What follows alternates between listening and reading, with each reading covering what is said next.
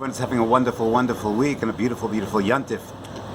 It is Chol Hamoed, and we are getting ready for Shvi'i Shel Pesach. And of course, Shvi'i Shel Pesach commemorates the tremendous miracle of Kriyas Yamsuf. And there's a beautiful, beautiful medrash, striking medrash.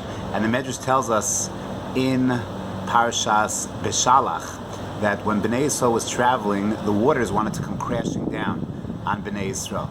The Mitzvah were chasing them. Bnei Yisrael was in the Yam. The waters were making a wall, but the waters had Chema. The letter is spelled Chaser Vav, not Choma, but Chema. The waters were angry. Why is it? The Medrash explains that the Satan was very upset at HaKadosh Baruch Hu. Why are you saving the Jewish people? After all, Halalu of the Avodah Zarah, v'Halalu of the Avodah Zarah. The Mitzvim were on the Mem Teshari Tumah. Bnei Yisrael was on Mem Teshari Tumah. They were of the Avodah Zarah. They were of the Avodah Zarah. Why exactly are we saving the Yisraelim, the Jews, and letting the Mitzrim perish?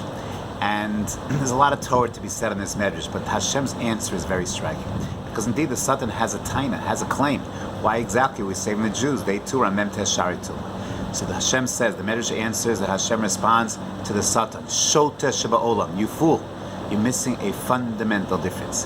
Is when the Mitzrim were of the Avodah Zarah, yes, true, but they were on top of the world. They were had power, had wealth. They were the leaders of the free world. They were in a position of strength, yet nevertheless, they succumbed to the Eitzar of Avodah Zarah. Bnei Yisrael were slaves, were subjugated, were avodim lepara b'Mitzrayim for 210 years. They were desperate, and yes, they too fell. But there's a fundamental difference when you're falling from a point of strength versus when you're falling from a point of impoverishment and a weakness. So yes, perhaps Bnei Yisrael was on Mem Teshari Tumah, but we'll call that guilty with an excuse.